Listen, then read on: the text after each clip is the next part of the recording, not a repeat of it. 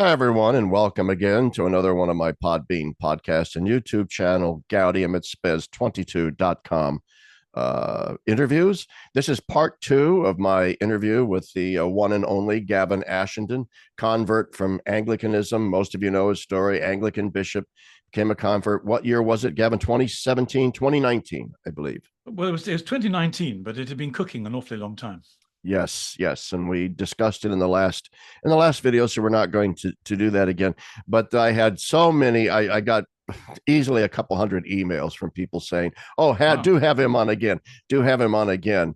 So many. So my apologies to everybody out there who I could not email back since there were so many. But thank you for those messages. And so, Gavin, welcome back. Very much. Okay. I do want to start with a correction to something, and it leads into something else here. I did an interview, and if I start coughing, it's okay. I've been a little sick, and we were actually supposed to do this interview on Saturday, and I had to cancel. But anyway, I think I'm okay. Anyway, I did an interview with Bishop James Conley of Lincoln, Nebraska, on liturgy. And in the midst of that conversation, I said I made a mistake with regard to the Anglican ordinariate liturgy that I attend. And I said that the penitential rite in the Anglican liturgy, ordinariate liturgy, does not happen until right before a reception of the Eucharist. And that is a mistake. The actual penitential rite happens just before the offertory and right after the intercessions and the prayer. This prayer is simply called the penitential rite. It is a beautiful penitential prayer. One I wish that we could all, I would encourage people to look it up. But the prayer that I mentioned was the prayer of humble access, which happens right before the reception of the Eucharist, which also has a strong penitential element to it. And then after reception of the Eucharist, communion, there's a prayer of thanksgiving, which has a certain penitential element to it. And I just find all three of those prayers to be stunningly beautiful prayers in the Anglican ordinary liturgy that I wish we could find some way to incorporate into them. So anyway, I thought that I would use that correction as a segue to and I have a question for Gavin. First, the question is, what does he think of the ordinary liturgy in general? We touched upon this last time. But also, I have a specific question. I had an ordinariate member write to me who lives in the UK. I'm not certain where. I'd have to go back and look. In the UK, and they said that they asked the question: is the ordinariate liturgy different in the United States than in the UK? Because here in the UK, all of the ordinariate masses that I go to are very, very similar to the Novus Ordo Mass of the Catholic Church. And so it reminded me. I had a conversation once with some ordinariate priests here in the United States who told me that one of the biggest frustrations in the ordinariate right now in the UK is getting ordinariate priests to use the new ordinariate liturgy and to not simply use the Novus Ordo. So those are my two questions for Gavin. First, what do you think of the ordinariate liturgy in general? And number two, is to the extent that you've been exposed to the ordinariate in the UK, is that recognition true that it's not that prevalent to the ordinariate liturgy? So I can answer the second question first of all and say that I don't have sufficient exposure to know the answer. But I have read, yes, that there are slight differences between the ordinariates in Australia and America and in the UK. And there were views on both sides as to whether that should or shouldn't happen. I'm not au fait with I don't have enough information to answer that question. However, let me start with something anecdotal and say one of the reasons.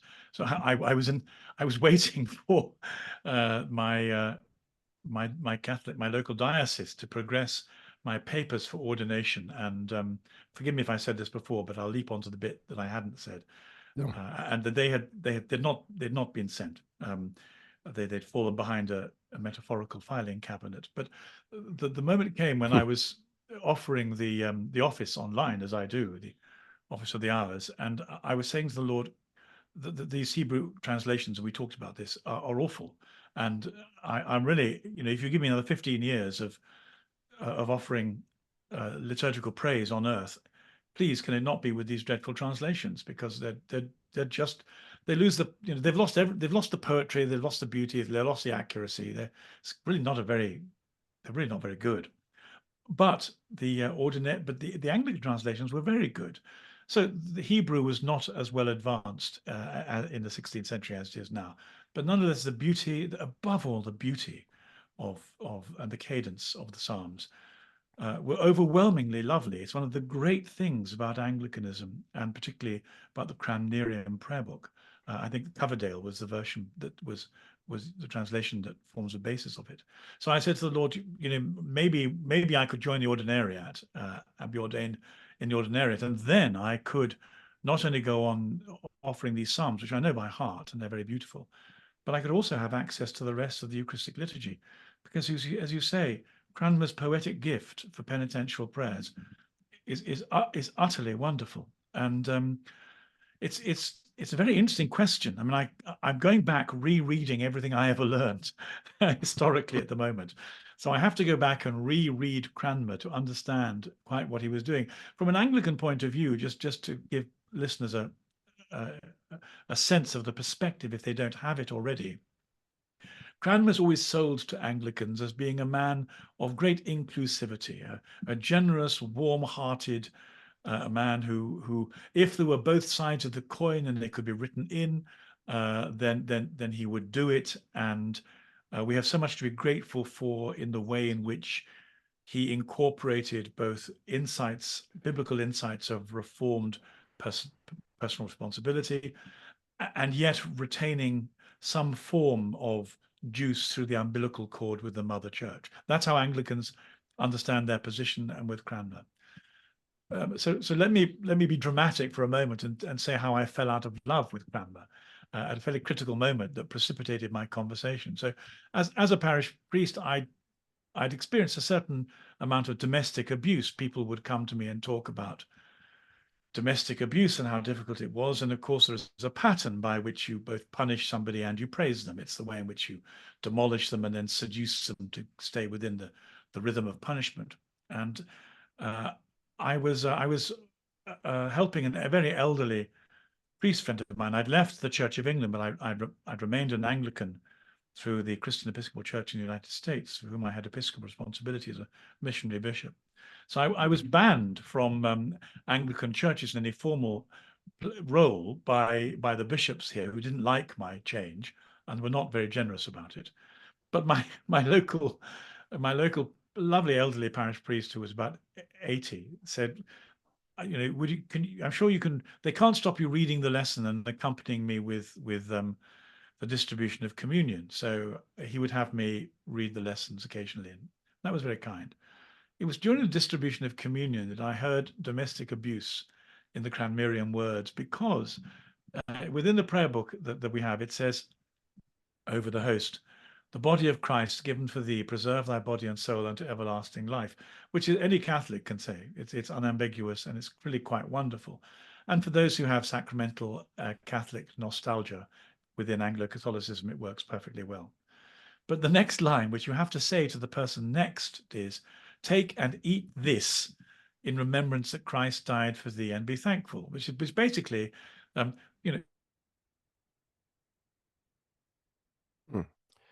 We seem to have frozen up. Gavin seems to have frozen here on us. Well, we're waiting for Gavin to come back. I will just read. Really, this means, do we freeze? Sorry. Yeah, briefly. That's okay. Go ahead. You're back now. And this seemed to me to be not a matter of being complimentary, but actually of using manipulative contradiction. You cannot, because I remember, if you're receiving communion, you say to yourself, I do hope I get the right words. And I don't, I hope I get the Catholic words, not the Zwinglian words. But essentially, the first person A gets the possibility of interpreting it as the Mass. Person B gets Zwingli. A Mass, B Zwingli. What is this? This is not complementarity. This is schizophrenia.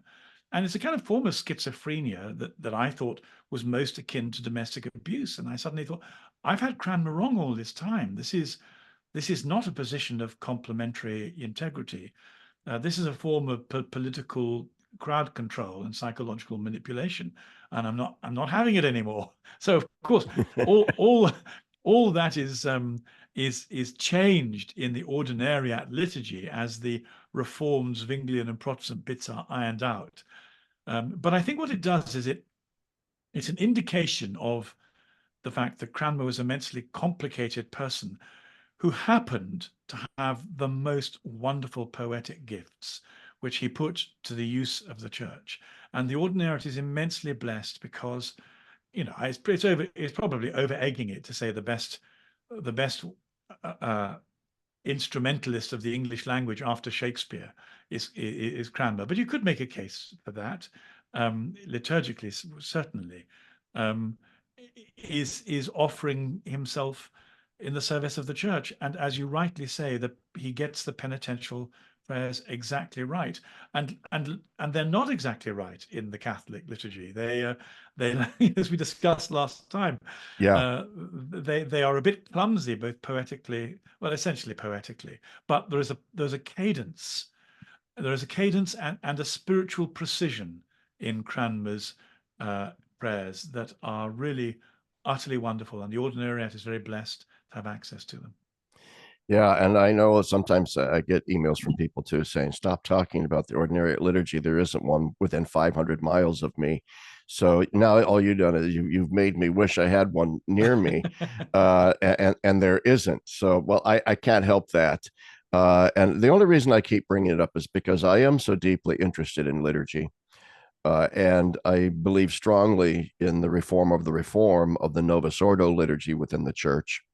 And I know there are a lot of Catholic opinions on the liturgy these days, but I am of the opinion that the ordinariate liturgy, if we're going to have mass in the vernacular with dialogical responses from the congregation and prayers prayed out loud and so on, I think the ordinariate liturgy gives us, at least for the Anglo world, a tremendous template for reforming the reform of the liturgy. Whether or not that happens, I do not know, but I certainly like it. Now let's. So that then is a segue into a topic that I did say to you beforehand that I wanted to talk about. Just I think it was last week, or maybe it was the week before. Time runs in my head altogether these days as I age. I don't know why, but I think it was last week. There was a big ecumenical meeting at the Vatican where Pope Francis invited the Anglican churches, including Welby, to come and do Anglican ceremonies in Catholic basilicas in Rome, Anglican Eucharist, Anglican Vespers, and then there was a big meeting of Bishop Welby and the Pope, and they mutually blessed each other and so forth. What did you? Of course, that then sent a lot of very, very conservative Catholics, really, to their keyboards, condemning all of this as an atrocious one more horrible thing that Pope Francis has done. I have to admit, it left me a bit nonplussed and a little uncomfortable, especially when they started talking about the need for a pluralism of rites within the church, even as they're suppressing the Latin Mass in the church. And so, anyway, what did you think of that?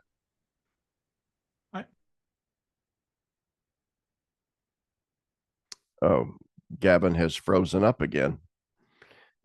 This did not happen in our last interview. But in the latest, sorry, we've frozen again. You either have integrity or you don't. The rhetoric of criticism against traditionalists was wholly misplaced. I mean, for example, the Vatican has just released some documents commenting on the validity of the sacraments, and it's taking a very hard line, and it's Justice Verbiscue, yeah.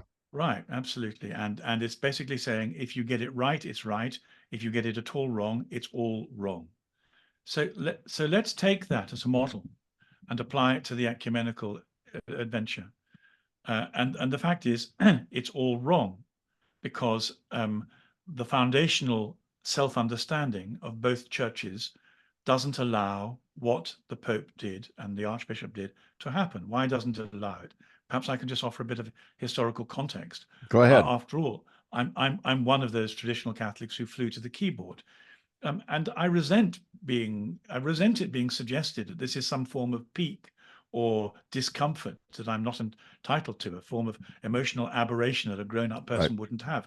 This is a level of this involves a degree of a character assassination that is wholly misplaced. We are That's why I entitled. brought it up, by the way. And I don't mean to Yeah. interrupt you, but that's why I brought it up, because I too complained. And yet this is the constant accusation against me as well. Oh, you're just being emotional. This is just you being hateful. That's not it at all. Anyway, so I'm sorry I interrupted, but go ahead. So my view of the Anglican Church has always been that it involves a certain amount of pantomime play acting, but it's not unreasonable, because it inherited the cathedrals and the parish, and it inherited Catholic architecture. So it's not unreasonable that people with some degree of aesthetic sensibility might at one point. Okay. Gavin keeps freezing on us. I don't know why. So my apologies to the listeners. I hope that he comes back and can continue on. But for those, Null and void. okay, we froze again. So repeat what you just. I don't know why we keep freezing. I've never had this Um, problem before, but go ahead. Well, it may be where I placed Elon Musk's transponder, and it's being obstructed. I'm sorry if it's my end. And so uh, the situation is that Anglicans have Catholic architecture. Through the Oxford movement, they began to recover Catholic clothing. Aesthetically, that's absolutely lovely. When they asked the questions about whether their play acting was authentic, they were told it wasn't authentic because of the changes to the liturgy they deliberately engineered to get rid of the sacrifice of the Mass. So their ordinations were not of priests offering the holy sacrifice. Well, Right. but that's no great surprise, because that's what the liturgy says. So their Catholic aspirations were a triumph of wishful thinking over liturgical reality. Well, guys, get with it, grow up. So then in the 1960s, as it happened, we had uh, a wonderfully dramatic archbishop called Michael Ramsey, who Oh yeah. looked like a bishop, spoke like a bishop, appeared to be a bishop. It's just that according to the Pope, he wasn't a bishop, but nonetheless, he carried it off really well. And just at that moment, there came the possibility of some kind of rapprochement with Rome, partly because the Anglicans looked more Catholic than they'd ever looked under the archiepiscopal ministry of this rather splendid man. But they had a choice to make. Feminism had arisen, and feminism was making demands on the Anglican Church, and it had to decide between whether or not it pursued the zeitgeist in order to gain more credibility with people who were not very Christian anyway, but nonetheless for whom it had a state responsibility. The argument's perfectly reasonable. I don't agree with it, but it's a reasonable argument. Or whether it pursued a unique opportunity for rapprochement with the Mother Church. It was a matter of immense seriousness. A great deal hung on it. The Church of England chose to go for feminism. Yes. Yes, it Which did. All right. We have a Starlink Elon Musk issue again on Gavin's end. And hopefully as I see, as soon as I see your eyes flicker, I'll go back to where I was. So yeah. ARCIC, which is the Anglican Roman Catholic Commission, had made some very, very interesting prospective advances. And at that point, the moment that the Anglican Church seriously embarked upon the ordination of women, it broke ARCIC. Now, the interesting thing was, at this point, I became a grown up and an ordained clergyman. And the thing that surprised me was that there was no theological discussion at all. I can tell you that from the moment I entered Anglican seminary in 1977 to the moment when the women priests vote went through in the early 90s, I never heard a theological argument ever, not once. I tried to make some as I read some Catholic theologians. Was a man called Eric Maskell, and one of the things that Maskell did was to quote in one of his books was to quote a couple of French theologians who had made some exploration into the theological implications of sexuality, but there wasn't a lot of that stuff around, and it was never articulated. It was a political debate only. But when it came to ordaining women, once again, we were told this was experimental. It was an act of discernment. If it didn't work, it would be given up on. Well, of course, that was a lie. There was never an intention of that. However, upon that lie, we then progressed to the ordination of women to the episcopate. I bought the lie, but I knew perfectly well that the moment the Anglican Church consecrated women in the feet of in the footsteps of the apostles, the lie was exposed for what it was, and that was the point at which I resigned my orders formally. Now, um, the implications of the Anglican position, therefore, were understood in the early 70s. It chose feminism. It ended up by treating men and women as if they were theologically and sacramentally equivalent, which is a very anti-Catholic position. Having done that, there is no platform upon which it can present itself to Rome and say, you must recognize our orders. It's a nonsense at every point. In fact, actually, the Anglican Church has been rather rude to the Roman position. Now, for Welby then to turn up in the week of prayer for Christian unity, begging the issue of what unity might mean, as a Catholic, the unity with Anglicanisms means that Anglicanisms repent of their schism and rejoin the church that they left on improper grounds, having started a 500-year-old ecumenical experiment that has failed. That's ecumenism. For them to present themselves in Rome and say, by the way, we'd like to give the impression that that we are bringing bishops, and whilst we're doing that, we will also bring a couple of women bishops, just so you know we're not going to compromise or exercise any taste or be grateful for the hospitality you've given us, and instead struck me as being rude, illusory, deceptive, and without any integrity. I mean, at no level do I see any integrity in this process. Why Pope Francis should have decided to indulge this level of I want to say gross, I don't want to pitch it too hard, but serious, profound deception, I don't know. But he did. On the other hand, Pope Francis does seem to me to have the mindset of an Episcopalian, of an Anglican. You can't put much difference between him and Welby, particularly on sexuality. So these two church leaders, one of whom is a bishop and a pope, and the other whom is an arch layman, offered a presentation to the world that was wholly illusory. And I think anyone who cares about the truth and having conversations based upon reality and integrity and some form of theological clarity ought to be upset by that. Well, if you're not upset by it, what would upset you? Yeah, exactly. And I think your point is well taken, that the liturgical garb that is donned by Anglican priests and bishops, and the architecture of the churches, which is all borrowed from the Catholic Church and the Catholic patrimony, can easily fool one through its pantomiming of Catholicism into thinking, well, look, they sound like us, they look like us. In their use of incense, they even smell like us. All right. And therefore, if it barks like a dog, walks like a dog, it's a dog. But that's just not true. I mean, the official position of the Catholic Church remains to this day, and you can correct me if I'm wrong, but I think is that Anglican orders are, in the language of the time, utterly null and void. And They are. yeah, Yes. and that's the point you're making. And the adjudication that was made by the church in the 19th century in that regard was based exactly on the reasons that you state, which is that the Anglicans themselves have abandoned the notion of the Mass as a sacrifice. It's right in there, and therefore we cannot accept the validity of their ordinations and so forth. Now, Pope Francis says, no, go ahead, go right ahead. Well, I'd like to offer a couple of anecdotes, because sometimes, especially if you've been ranting, telling a story reduces, it makes people feel slightly more comfortable. But the anecdotes are to the point, I think. So I just like to tell a story about how I began my own theological thinking. I'd gone out I'd been ordained a year or so to Canada, and I met my first woman priest. So there were, well, I say priest, but I mean, I should say either priestess or let's call her an Anglican minister. And she was celebrating the Anglican Eucharist. And I thought to myself, well, this will be very interesting, because all the way through my seminary training, nobody was able even to agree on terms. There is no agreement within Anglicanism on what a priest or a minister is. That there's no definition.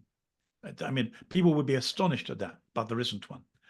And indeed, evangelicals who've been in the ascendancy for about 100 years get very, very cross when the word is used, because they think it's a piece of liturgical deception. And from their point of view, they're quite right. It is. It's once more, it's a pantomime borrowing of Catholic garb in an unjustified way. And you have to, whatever you think of evangelical Anglicans, they're really quite committed to the truth. They don't like being deceived. So we were in Canada, and this woman began to liturgy, and I thought she was doing it quite well. I didn't see what the fuss is about. She was dressed like a priest. She began the liturgy quite well. She read okay, she preached a reasonable homily, and I began to sit back and think, I don't know what the fuss was about. All these guys who are getting themselves so exercised, seems to be going okay to me. Then she stood behind the altar, and at that point my stomach flipped involuntarily. And I then had a conversation between my head and my stomach. And my head said to my stomach, "Hey, you down there, what's wrong with you? Why are you so upset?" Because it was visceral. It wasn't just indigestion or anything. It was like, I'm going to be sick. I'm ill. And the point about the stomach or the unconscious is it's not rational. It can't talk back. So my rational faculties said, "What's the matter?" And all it got back was great distress. And so my rational faculty said, "Well, I can see you're very distressed. You are either therefore sexist and phobic, not that we use those languages much, but do I have a sexist stomach? Or are my bowels, my splanchna, telling me something that my head is actually at the moment incapable of understanding?" So I decided that here we have two hypotheses. Let's see which of them turns out to be true. And that was when I began a theological examination of the notion of priesthood, what issues there might be attached to sexuality, the sacraments, and the human person. And I began to move towards the Catholic position and become increasingly mistrustful of the politicized secular arguments that were being given. So that was the first thing. But just to give people a sense of what actually happens on the ground in Anglicanism, I went to an evangelical seminary, and I was in charge of the music. So I would teach my peers settings to the Eucharist. And we'd have traditional ones, and we'd have. I remember at one point I taught them a very jolly American charismatic one set by a woman called Betty Pulkingham. You may never have heard of her, but anyway, involving lots of guitars and tambourines and all that kind of excitement.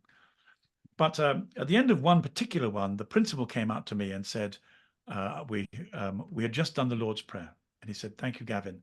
That was very interesting. I guess you'll be moving on to another setting next week. What's it going to be?" And I said, "No, David, we have one more piece. It's rather pretty. It's the Agnus Dei. It's actually rather beautiful. So I'll be doing that next week." "No," he said, "you won't." I said, "I beg your pardon. I will. It's there, David. It's the next bit, and it's quite nice musically." He said, "No, you won't be doing it." And I said, "Okay, we don't understand each other. It is there. It's aesthetically quite good. You're telling me I won't be doing it. Could you please explain something? Because I'm obviously missing it." And then he bent over conspiratorially as if we were talking about pornography or self-abuse or something. And he said, I mean, the whole body, he said, we don't use that prayer, that Lipas liturgy in this college. And I said, but I thought we had to use the liturgy that General Synod set down by law. Everyone makes a great deal of the fact it's not just church law, it's parliamentary law. I didn't know you had the authority to change the liturgy here. This is news to me. He said, "We don't have that prayer in this." I said, "Okay, David, why not?" He said, "Well, because some of the brethren might be misled into thinking there is some connection, any connection at all, between the bread and our dear Lord Jesus Christ." I said, I'm very sorry, but I came here on the understanding that there was some form of connection between the Holy Eucharist and our Lord. So I said, I was 24, I think. I tried not to be rude, but I said, "Look, Dave, can we have a compromise? Would you let me teach them the music? Because they're going to encounter it when they go outside. And then since you teach liturgical studies, you can hit this theological canar on the head once and for all and convince everyone why there is, if your Zwinglian theological position, which I understand you hold, and that's absolutely fine. So I mean, you can make sure this dreadful thing does not happen by the power and force of your theological arguments in the lectures, and leave me to finish the music." Whereupon he simply stood up and said, "This matter is at an end. We're not discussing it any further." Now, the reason I tell you that story, and I promise you I have not exaggerated, it's kind of burnt into my soul, was because that's how strongly a large proportion of the Church of England repudiate any notion beyond Zwinglianism, let alone Lutheranism, let alone the ambiguity of Cranmer. And so one of the things that happens in Anglican liturgy is there are terrible trade-offs between the Anglo-Catholic movement and the evangelical movement, which has for 100 years been stronger. So one's not just being fastidious and pedantic about the apostolic curiae. We're also representing the people that Welby is supposed to have archiepiscopal care of, most of whom totally repudiate the Catholic understanding of the Mass, and many of whom are profoundly uncomfortable with a Lutheran understanding of communion. That's how far away they are. Now, for an archbishop to be so detached from the reality of the, if you like, of the flock. Flock's a bad word, isn't it? But of the multivariable community that he represents is, well, it's either incompetence or it's deceptive. So it's not incompetence, it's deceptive. He's presenting as so many of the senior clergy do, because frankly, they'd like to think of themselves as having Catholic integrity and authority, but they don't want to pay the price. The price is the recognition of authority and obedience and a repudiation of the state Protestant propaganda that has done everything to Catholics, from burning them and hanging, drawing, and quartering them, to keeping them out of the universities and the professions for everything but the last 150 years. You know, that requires some level of apology. You don't just get to play to pantomime and pretend as if none of this ever happened. It's really all too serious. And once again, if I just finish my story, one of the things that brought this home to me once was when I went to London, I used to go and say my prayers in Westminster Cathedral, because there is no sense of the presence of God in Westminster Abbey. It's very beautiful, it's very ornate, it's very old, but you walk in there and it feels like a museum. And the same thing is true of St. Paul's on the other side of the river. So it's the same. They're both on the same side of the river. One is east and one is west. They're vacuous atmospheres. But when you go into Westminster Cathedral, the Catholic cathedral in London, it's thick with the presence of God. So if you want somewhere to pray, then and you have any antennae left, you go there. And they don't charge you to go in.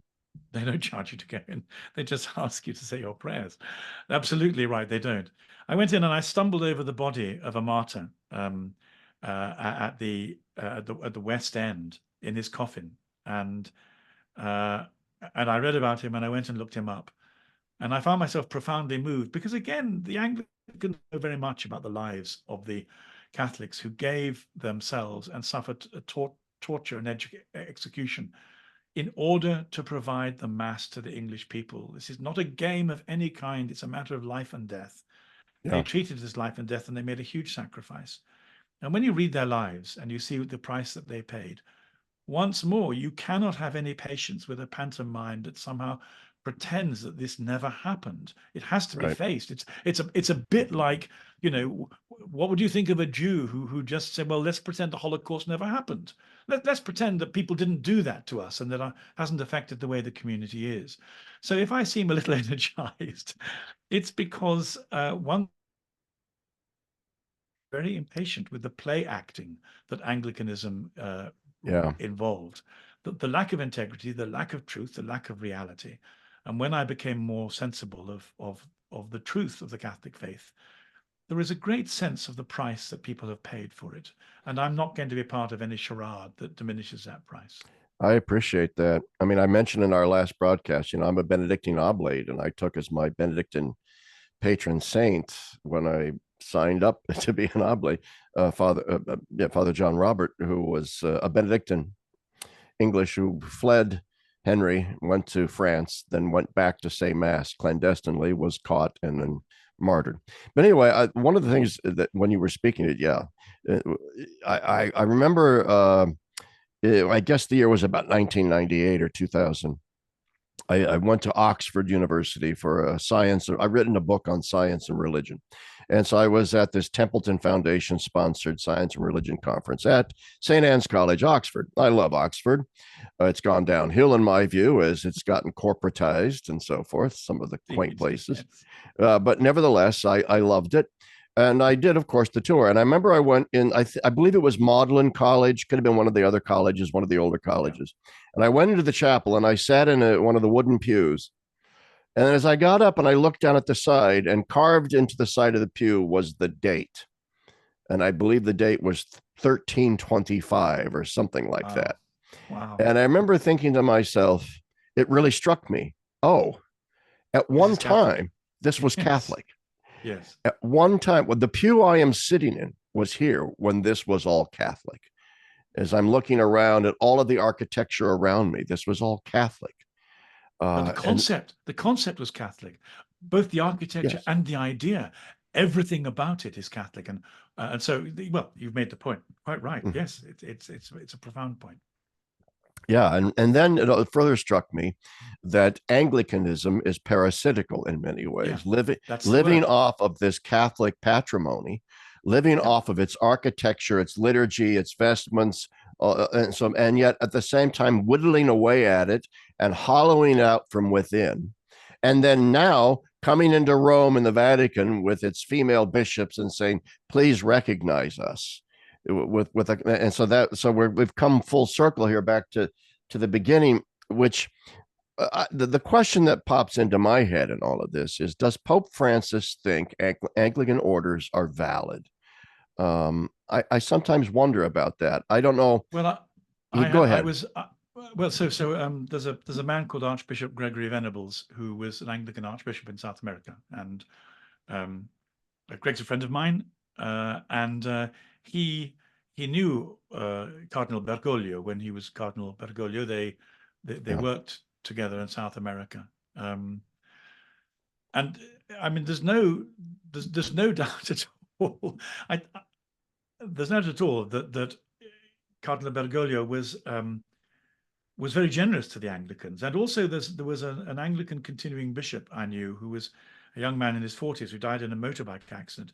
And I don't know if you haven't seen it, it's a matter of historic interest. But again, he was quite close to Cardinal Bergoglio as an Anglican, almost boy bishop missionary. And after Cardinal Bergoglio was made Pope, he went to see him in Rome, and he organized a video meeting between the Pope and some pretty extreme, and I don't mean that critically, but on the spectrum, Protestant Pentecostal Americans, the jet set rich, give us Yeah. $100 and we'll pray your healing people, and from with whom he had close links, with whom the boy bishop had close links in South Africa. And at the time, this seemed to me a moment of supreme excitement because I bought into the idea that the cardinal was a man uh, of wide affection and a capacity for recognizing spiritual authenticity wherever he saw it. And perhaps part of the ecumenical challenge is marrying what the Holy Spirit has done, because the Holy Spirit is so generous to people outside the Catholic Church. He doesn't penalize them for not being Catholics. On the other hand, they don't have access to Jesus in the Mass, which is if you want Jesus in every way you can get him, matters a great deal. So initially, I watched this conversation, and the Pope Francis handled it very well. The Protestant pastors were highly skeptical, but it was very well done. And I thought this was the beginning of a miraculous ecumenical springtime with a very wise and kind Pope. And I thought I should be so lucky to live in this period of history. Then it turned out that Pope Francis was not who he appeared to be. And in this sense, perhaps he resembles Anglicanism to some extent. Because if Pope Francis had turned out to be a man who was capable of being deeply moved by spiritual integrity and spiritual authenticity wherever he found it, then he would recognize it amongst the traditionalists within the Catholic Church as easily as he could recognize it amongst the neo-Pentecostalists in South America and in North America. And that isn't the case. So it's very hard to know. I mean, I can Is get it into Pope Francis. possible? Is it Sorry, go possible on. that he's just inconsistent? In other words, that maybe he does have a certain capacity for seeing spiritual riches in other traditions, but not within his own household. I don't see how that works. You either recognize the authenticity of the holy presence, of the presence of Jesus, or you don't. I don't see how you can recognize it in one context and not another.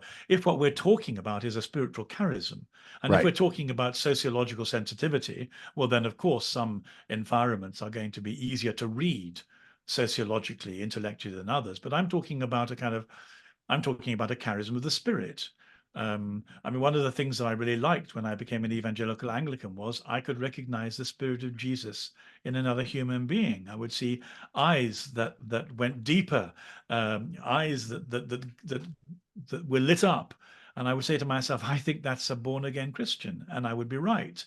I wouldn't know anything about their ecclesial affiliation, but the beautiful thing about that level of discernment is you see the Holy Spirit at work in this across the spectrum with such generosity. Yes.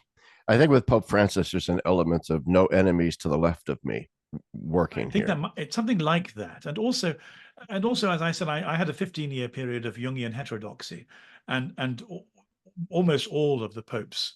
I think almost all of the popes' reflexes I shared at the time, and they would have been an anxiety about rigidity, um, about people putting faith in structure rather than in the kind of fluidity of existential experience.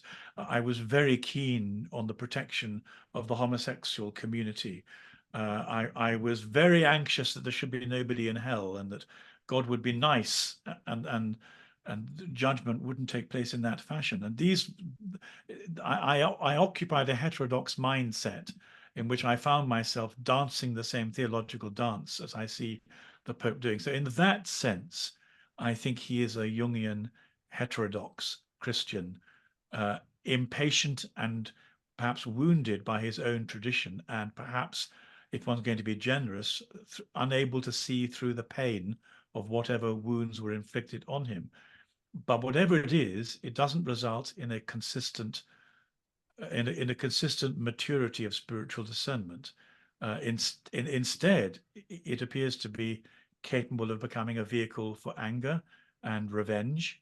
If we think about Cardinal Muller and the people who have been sacked, it becomes capable of becoming a platform for projection of rage and disparagement, as it does upon the whole of the traditional community. I mean, again, no one of any grown-up discernment ought to fall for that. After all, we don't even do that with Father James Martin. I mean, we say we think you're profoundly mistaken and we think your lifestyle is wrong and we think you're preaching sin, but we don't demonize him. Instead, Yeah. we want a dialogue with him in order to say, look, there's something amiss in your theological calculations. Come back, all is forgiven. But there is no sense in which the traditionalists in the Catholic Church are given the same generosity. So, Right. something else is going on, and it's beyond my pay grade to say what it is. But it's not pretty, and it doesn't have integrity. Well, yes. I mean, I've written about this on numerous occasions, this inconsistency. People say, look at all the beautiful things that Pope Francis has written, and he has written many wonderful and beautiful things. But I look more at what he has done than so much than what he has said. And what he has done is to, in one sense, elevate those on the progressive left into positions of authority and power. And that tells you all you need to know about what it is that he favors. And then who has he removed from office and what has he suppressed? And that is all the people more on the Cardinal Burkes, the Cardinal Sarahs, the Cardinal Muellers, and then the traditional Latin Mass people. So when you look at what he's done, yeah, there certainly seems to be no ability to see the Spirit at work in the more conservative elements of the church. And you've left out the killer thing, which is giving sanctuary to child molesters and sexual Yes. deviance.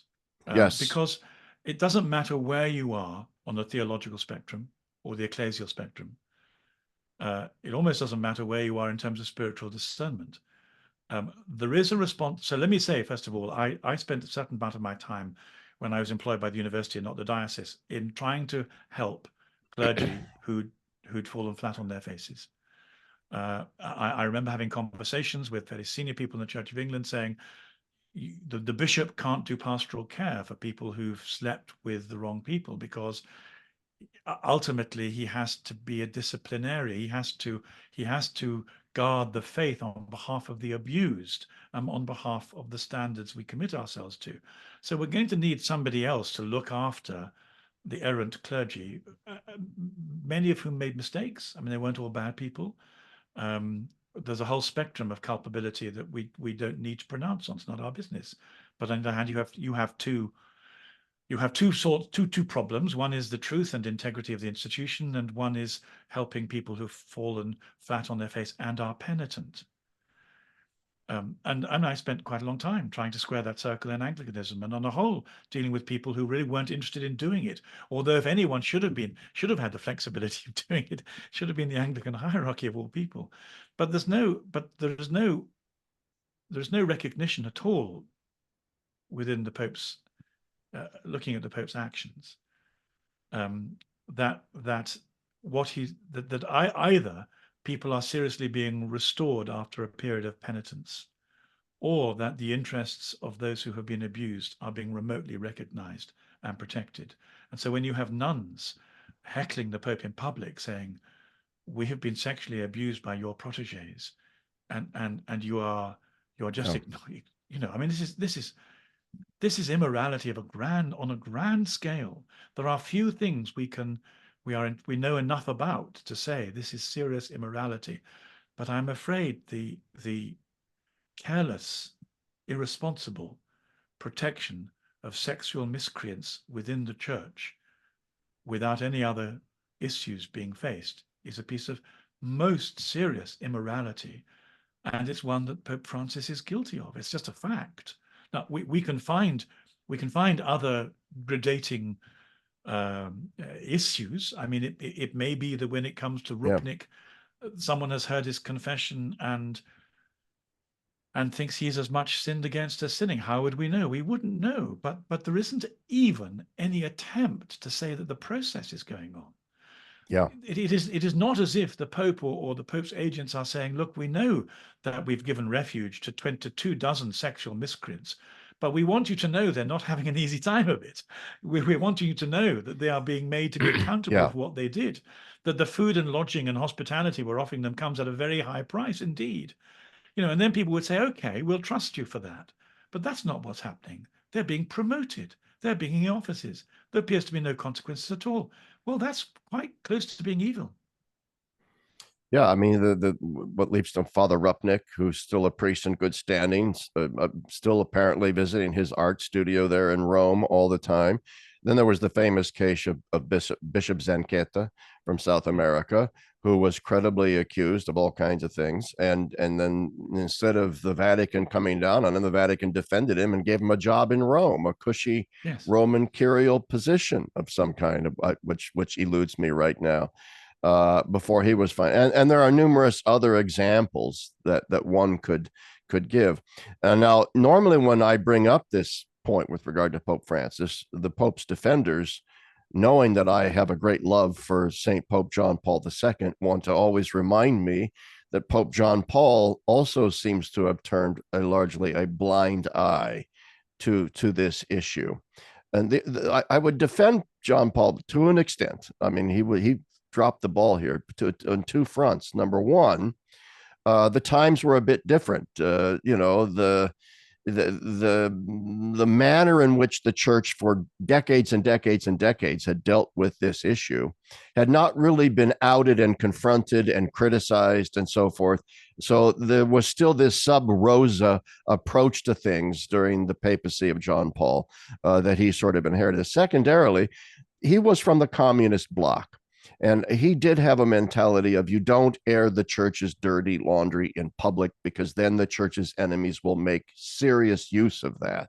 He also was aware of the fact that the KGB routinely manufactured charges of priestly sexual abuse to bring down priests and bishops in the Catholic Church. And so that's my partial defense of John Paul in that regard. I think Benedict was better. But now we have hindsight now and look at what's going on. Go ahead. Well, so let's take that seriously, and let's give John Paul II as hard a time as we give Pope Francis. That would only be fair. Is there any difference? And then, as you say rightly, yes, there are some differences. The first difference is the level of communication and information. This was before the internet took on. Yes. Okay. We've, for the first time now since the beginning of the interview, he's frozen up again. So hopefully he'll being come back. missed. Okay, Okay, go here we ahead. are. We're back again. So Yes, this was before the internet, and therefore this was before the information became publicly available, and the level of scandal and the level of public accountability was greatly diminished. I would be very surprised if the level of scandal, information, and public accountability that exists today had existed with John Paul II if he would have reacted in exactly the same way. I don't think he would have done, because there was a sense of integrity and that he exuded, and I simply can't believe it. So if we take those variables into consideration, yes, then John Paul II made some very serious pastoral errors, and I'm very happy to say that. yeah, We should tell the truth where we see it. The Catholic Church is not perfect. One of the beautiful things about the Catholic Church is when it goes wrong, the Holy Spirit puts it right again. So let us say that both he and Pope Benedict were behind the curve in terms of what they should have done. They were. Um, but that doesn't mean that as transparency becomes more evident and accountability becomes more pressing and scandal becomes more intense, that allows Pope Francis to live by different or the same standards. It doesn't. It yeah. simply means that anybody holding responsibility in these circumstances has a far higher degree of responsibility. And the fact that that isn't being exercised is a profound and most serious problem. I agree completely. And I only bring up the John Paul thing to point out that Pope Francis is not the first pope to drop the ball in these matters. So that to forestall Sure, sure. all the No, we should do emails that. and comments that I'm going to get, about how, oh, you turned a blind eye to John Paul and not to Francis. I think are differences that we need to draw out here. And it is absolutely shocking that the Pope who published Vos Estis about even bringing bishops to justice who have done turns a blind eye and even promotes those who are under a cloud of accusation and so on. He rehabilitated Cardinal McCarrick after the Vatican knew Oh, very, very well, unbelievable. I mean, literally unbelievable. what McCarrick was up to. And I'll tell a little story. There used to be an American television show on Fox News called The O'Reilly Factor, run by this guy, Bill O'Reilly. It was the number one rated cable news show in America at the time. I went on that show numerous times at the height of the priest sex scandal in the United States, 2002, on the O'Reilly Factor. Off camera one time, Bill O'Reilly asked me, is there a single prelate in the United States that we should be investigating that you know about? And I said, yes, Cardinal McCarrick. Mm. And that is because going back to the 1980s when I was in the seminary, I knew men who were seminarians under McCarrick it was already common knowledge. All right. So I said to Bill O'Reilly, yeah, McCarrick. And O'Reilly just leaned back in his chair, smiled at me and said, yes, we've been looking into him, but we can't get anybody to go on the record. Yeah. And this was the deal with McCarrick. So my point in bringing up that little anecdote is McCarrick was slippery. There's no doubt about it. He was slick and slippery, and he used money to grease the wheels of justice in his favor. But by the time you get to Pope Francis becoming Pope in 2013, McCarrick had already been disciplined somewhat with a slap on the wrist by the Vatican. The Vatican knew what was going on. And instead of just quietly sidelining McCarrick, Pope Francis rehabilitates him, sends him to China, has him doing things for him until So they this is go ahead. this is partly about what you know. I mean, I was involved in an Anglican situation where I really screwed up. We had a bishop called Peter Bull. He was a monk, an Anglo-Catholic bishop. He was my bishop for a while. I used to play squash with him.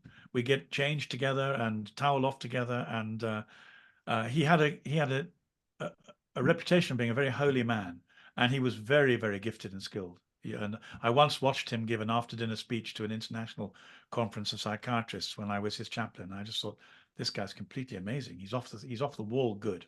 However, behind the scenes, he was abusing late teenage boys who came to spend a year in his monastery, and nobody believed this. It was very hard, and it Yeah. took me a very long time to believe it, because his presenting charism was really so good. Now, I'm not sure that McCarrick has that presenting charism. It doesn't really matter very much.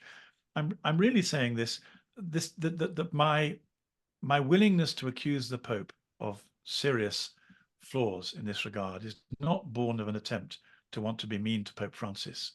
Um, uh, I've already said that I spent a good deal of my pastoral time as an Anglican trying to rescue the very people who've committed sins in the way we talked about. And I discovered that I was very easily fooled, much more easily than I thought I could be, by by a particularly skilled practitioner of abuse. But once you know beyond a reasonable doubt, once you have the evidence there, that's a very different situation. And I think the reason that people are so angry with the Vatican at the moment is everybody has the evidence. It's in the public space. And Yeah. therefore, the integrity of the church on everything else it says and does depends upon reacting in a responsible, a morally responsible way to the evidence. If you have a pope or even a hierarchy who knows the evidence and everyone knows they know the evidence, and then they take no action and they protect people, this raises very serious questions about the moral probity of the whole church. It makes it much more difficult for me as a Catholic. How can I defend that? And the answer is I can't. So it's not just bad on its own merits. It's really very serious at every level. And I think it's one of the greatest scandals of this pontificate and indeed of this generation. Well, I couldn't agree more, and I think that's unbelievably true. And I sometimes wonder if the hierarchy of the Catholic Church completely comprehends, even still, even to this day, completely comprehends the depth of the crisis that afflicts the church on this issue, and the extent to which they have no credibility in the public sphere to speak on anything, no credibility at all until they deal with this issue, which they still really haven't done. Well, and if you'll excuse me for defending myself, the reason for speaking with as much passion and clarity about this is not because I'm obsessed by it, but because I think I hope that what I'm doing is speaking with an intensity that the crisis in the church asks of us. And perhaps, the more people who speak out with an intensity of conviction and discernment and perception, the more chance there is that this may percolate up to the point where those who are responsible take action and do something Yeah, about it. it is interesting, and you and I have gone through a similar process of discernment because we've spoken out. We're critical of Pope Francis and certain other people in the church. And so accusations come our way. Oh, you're just a Pope hater. You're I got an email the other day. You are really you're skating on such thin ice in this criticism of the Pope. But no, Yeah. the fact is, the church really is in a crisis right now. There's a sense in which the church is always in some kind of a crisis, but it's a serious crisis that we're in now on a multiplicity of different levels. And one of the things that truly interests me in this regard is the extent to which the criticism is percolating up from below, from people like you and me, and for largely from lay people. Yeah. And so there's an element of a residual kind of clericalism in the church that says lowly lay people, even ones with theology degrees and so on, or experience working in the church, have no right to in a sense, offer such criticisms towards the hierarchy of the church. And under normal conditions, I mean, yeah, we need to have respect and so forth for the office of the church. But as we've said before, it's out of respect for the office of the church that we sort of offer these criticisms of certain persons who hold those offices and And I so think on. canon law gives us a platform for doing that in certain circumstances.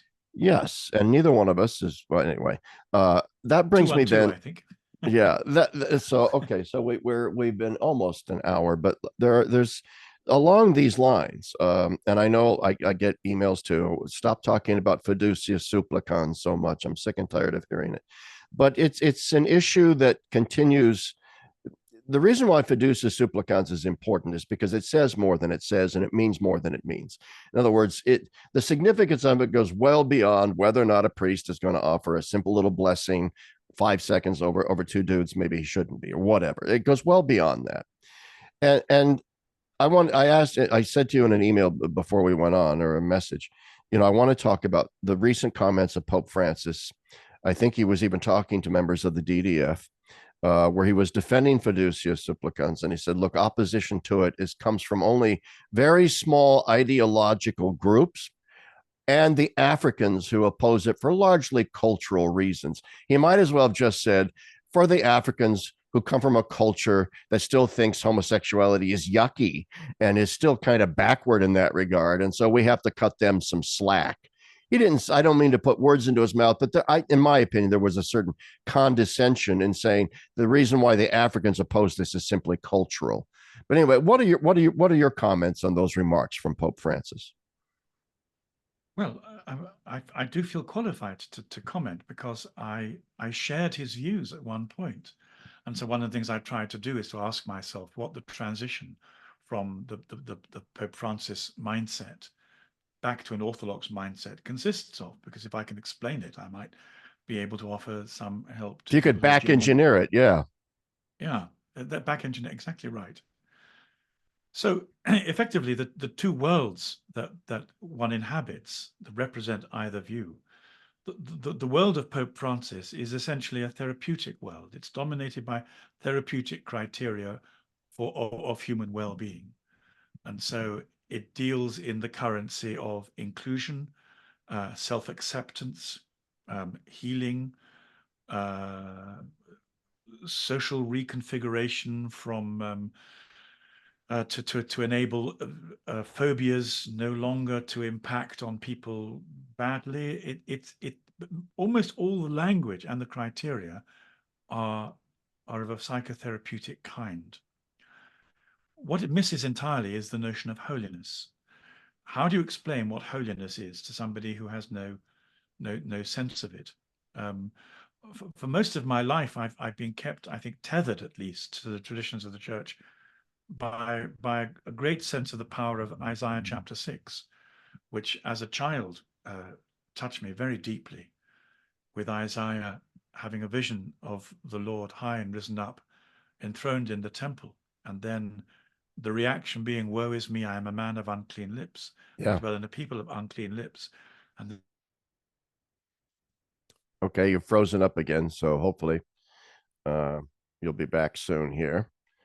maybe it doesn't matter which, but it's an education in the gap between us and the Godhead, because Isaiah is certainly no less holy than we are, but he stands for us, even us at our best.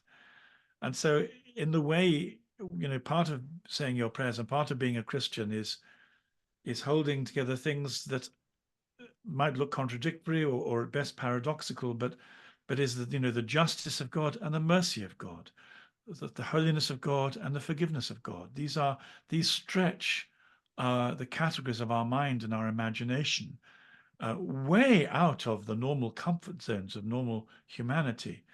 And part of being a Christian is to allow the Holy Spirit to reconfigure the categories of our imagination and of our sort of psychogeographical internal landscape.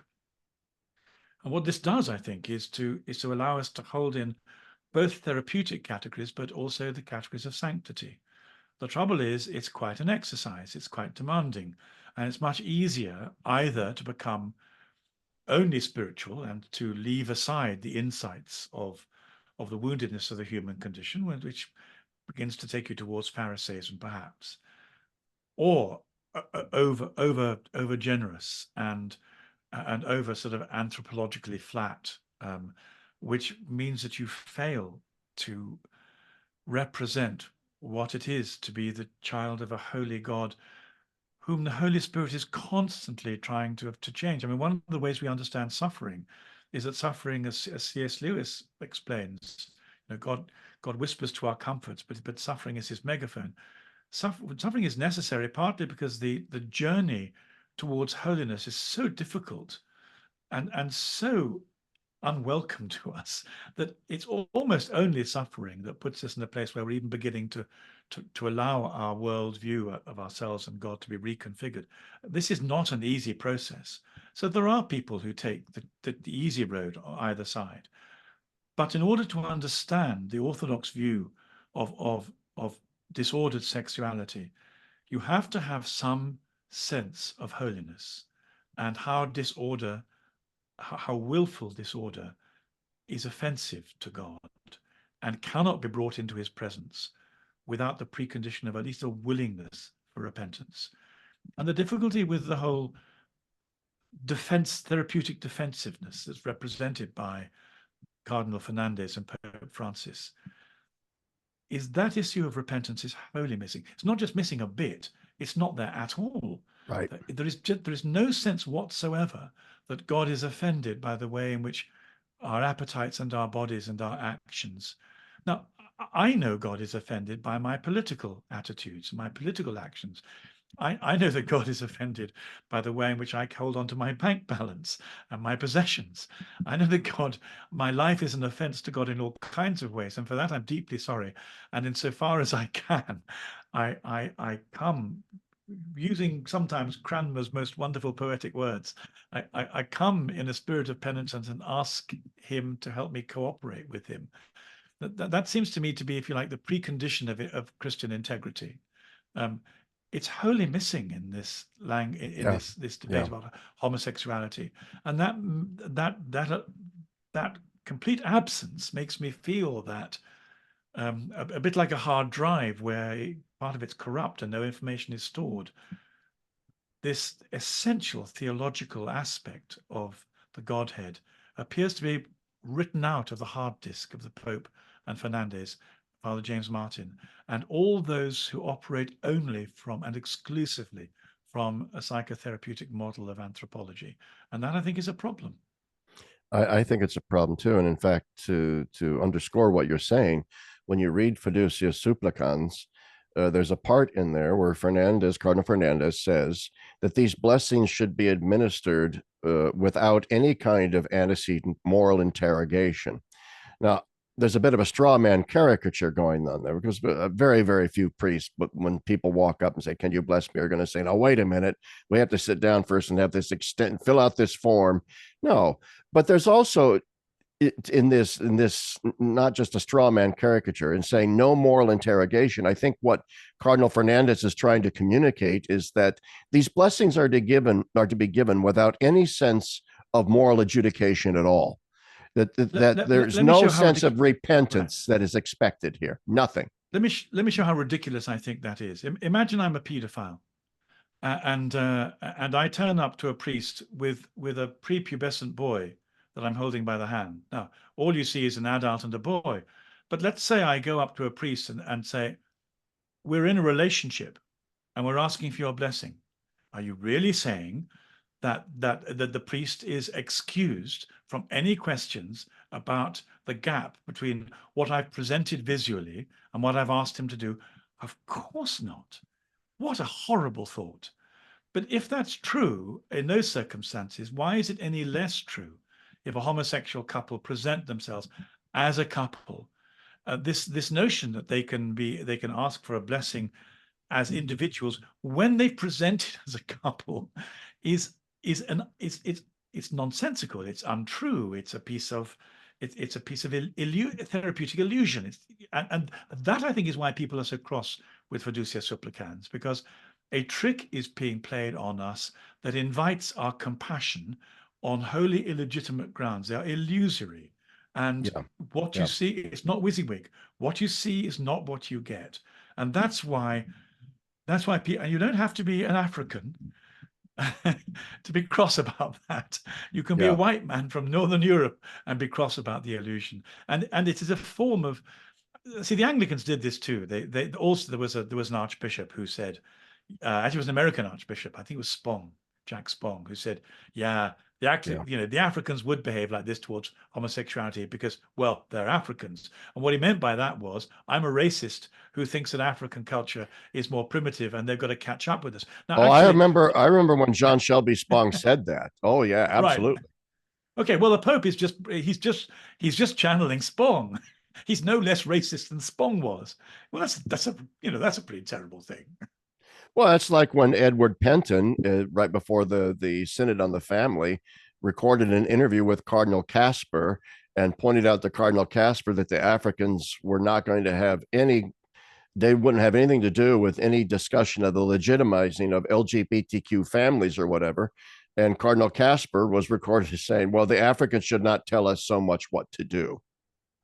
And in so many words, you see this mentality coming out of leading prelates in the church in Rome, that with regard to fiducia, it's a very not so subtle, not so latent racism. It says It is. African culture is just wrong about this, is benighted. They're still stuck in their primitive, shamanistic, stupid ways. And they're just one generation of Catholics into the church. So don't tell us what to do until you go through a proper Germanic enlightenment. That's clearly what's being communicated here. And I find it absolutely repulsive. I also think that it's wrong to say that the opposition comes simply from small ideological groups in the non-African. Yeah, there's some ideological groups, but the opposition has been rather widespread. I mean, like the Dutch bishops, for example, just came out, I think, with a statement against it as well. But anyway, do you have any last thoughts on fiducia? Well, just that I'm nearly 70, and I've grown up in the second half of the 20th century. I don't remember when I last met a homophobic person. I don't remember when I met an ideologue of the kind the Pope is talking about. You know, the cultural pressure to accept and treat as normal, rightly or wrongly, it's been uniformly effective. I'm sure, I'm not saying there aren't any homophobes out there. There are all kinds of phobes. We've all of us got weird parts of our personality, but being able to put this down to ideological constraint, I think, is just a very serious error of diagnosis. Yeah, I mean, and it's part that there is within this papacy, there's this tendency to pit doctrine against mercy, truth against compassion. Right. And so it's almost as if you are by definition homophobic if you emphasize doctrine on these matters rather than the therapeutic sense of their brokenness and all that kind of thing that you were talking about before. Yeah. So they've really extended the use of the word homophobic to slide over to include just about anybody that's even remotely Catholic on the issue. And then, oh, that's ideological. That's ideological. And so that's definitely, I think, deeply problematic in how they approach the issue. So anyway, yeah, you and I are in the same sort of wavelength from there. So okay, we've been going on for a little over an hour now, so we should probably wrap this up a little bit. But I did want to one last thing.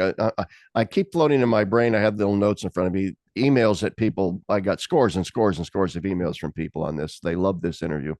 They would like to know one last thing from you, which is when you say that the Pope has a sort of Jungian mentality. Could you possibly, as we end the conversation here today, elaborate just a little bit more on what you mean by that? Yes, well, you're inviting me to get lost and to give you a long and tedious lecture about Carl Gustav Jung's mindset. But effectively, I mean, Jung was the most interesting person. And one of the reasons why I became a Jungian was he provided a very useful antidote to Freud.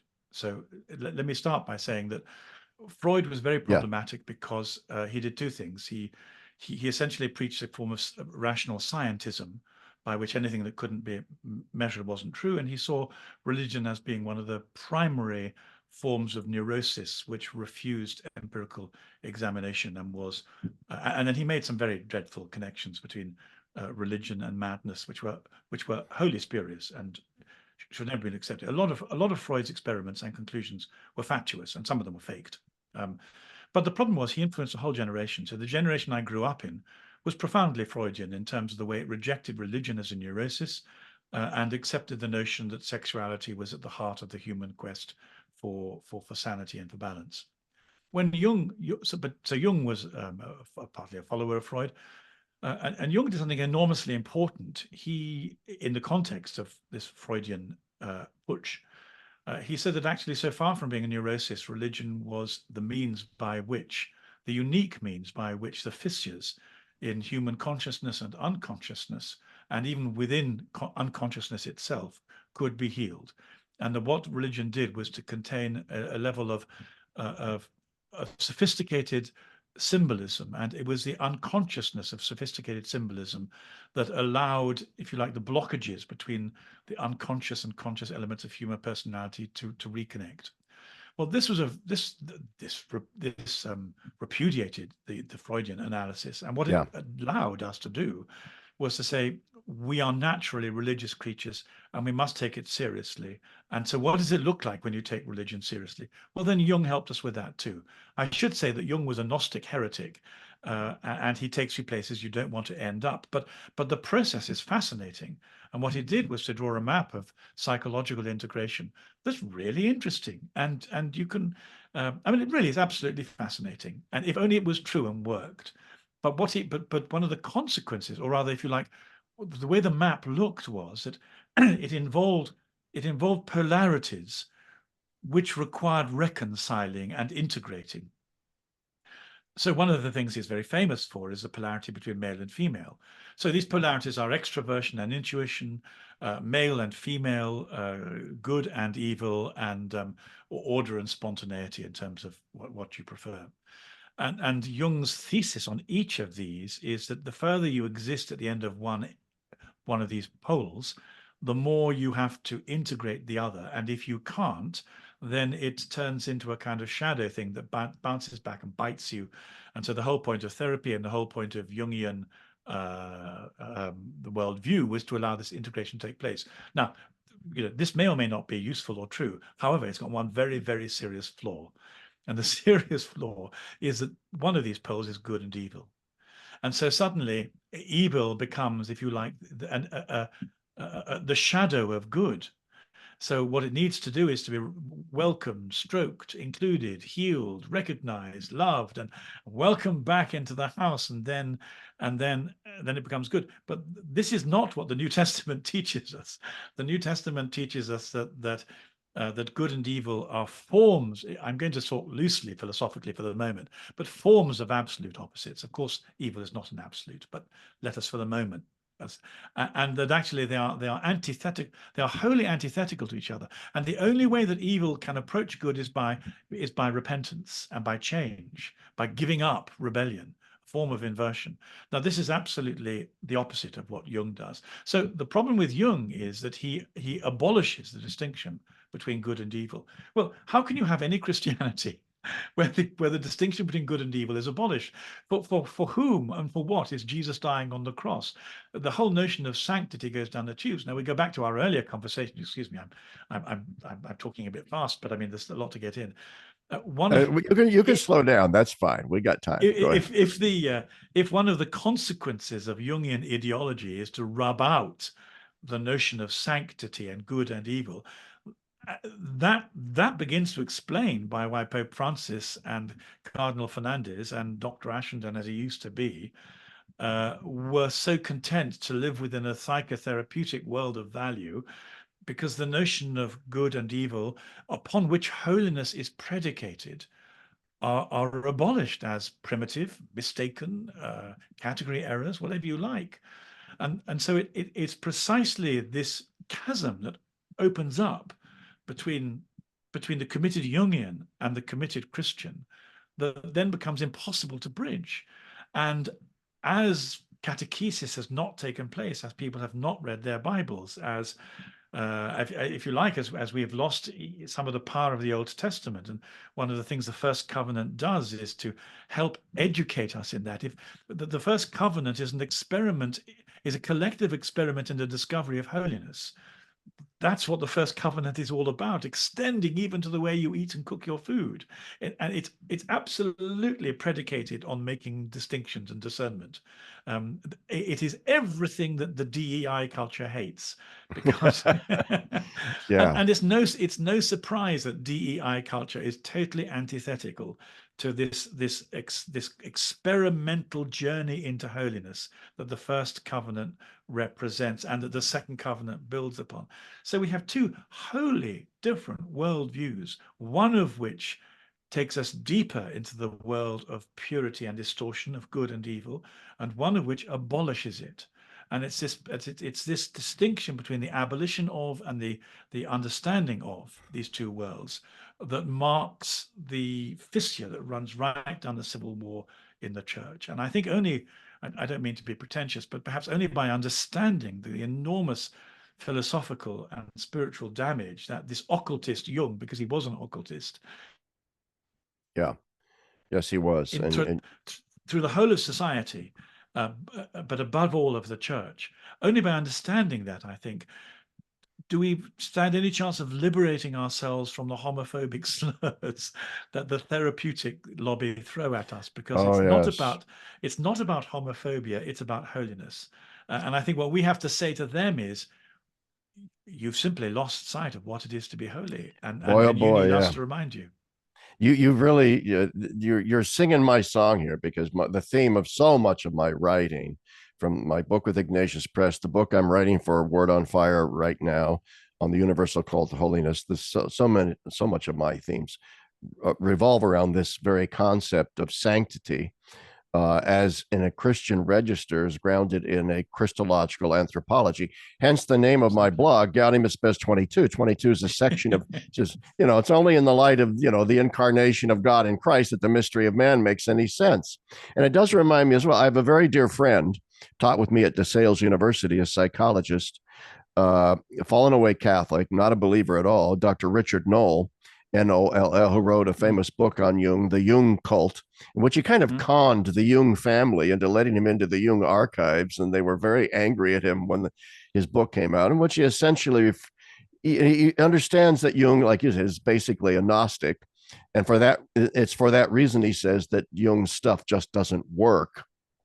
And his assessment of Jung is far more negative than yours. He views Jung as a kind of charlatan and a showman. And but hang on, you didn't get my full assessment. You just got my introductory remarks.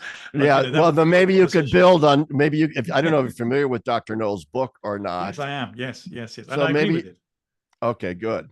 Yeah. No, but perhaps I can say, if listeners sense that I'm sort of emotionally committed to the analysis that I've offered, and wonder whether that level of emotional commitment is proportionate to my intellectual analysis, the answer is because I absolutely accept the findings of Knoll, and as time has gone by, I've become more and more alarmed at the implications of this Gnostic occultist setting a map that has become universal in our culture. I mean, I remember when it happened. I was a professor of the psychology of religion for 23 years, and it was about the millennium when I said to myself, wow, I can feel the mental map of my society shifting as we speak from Freud to Jung. It was an extraordinary, and I thought, I wonder what this is going to do. And initially I was very excited because I thought I was going to be able to stand on an evangelistic platform and say, I told you so, to all my sort of atheist scientist colleagues who gave me such a hard time because they believed in Freud. I had no idea that I was on a profoundly slippery slope from an occultist charlatan who draws the most charming and fascinating maps. No, you did make that quite clear, and so my apologies for miscarriage. You made it very clear in what you said. I was simply reacting somewhat when you were speaking to the fact that when you began, you said, "Well, at least Jung got us away from the mistakes of Freud." And I think that my dear friend Richard Knoll, and this is what prompted the idea that maybe there were some slight differences between you and I think Knoll would be more Freudian than Jungian, and I think Knoll is far more agnostic, non-believer. I'm not, in other words, I don't think he would have viewed the movement away from Freud's analysis of religion to Jung's more positive appraisal as necessarily a good thing at all. No, I was mistaken. Yeah. So, not that you approve of Freud at all, and you made that clear. But anyway, yeah. So, yeah, Richard's a good friend of mine. I doubt he's listening to this, but maybe I'll send it to him so he can have a shot at it. Anyway, well, do you have any last words? Thank you so much for coming on today. No, you're very kind. I'm afraid I've showered you with words, and probably. Oh no. There's a wonderful verse in Midsummer Night's Dream. Was it Midsummer Night's Dream? Enough, no more. It is not so sweet as it was before. There comes a point when less is more. So perhaps we should stop there. Thank you for having me on. Oh, well, thank you very much. And thanks everyone for listening. For everyone who has begging me to have Dr. Ashenden on again. I hope you are now well pleased and happy with this interview. And thank you, Gavin, for coming on again. Thank you very much. No, it's been such a pleasure to talk to you. Thank you for the discussion. Very grateful.